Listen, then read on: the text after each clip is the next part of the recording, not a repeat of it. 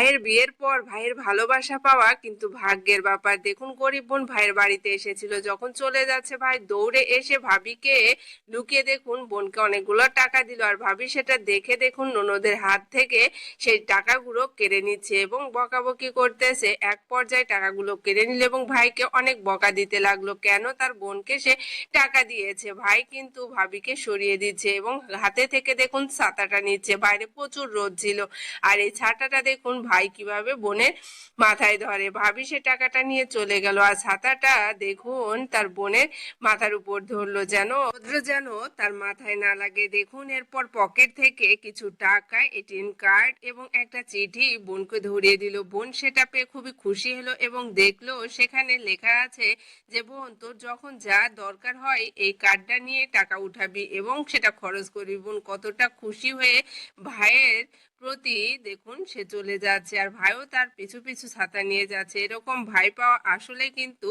ভাগ্যের ব্যাপার।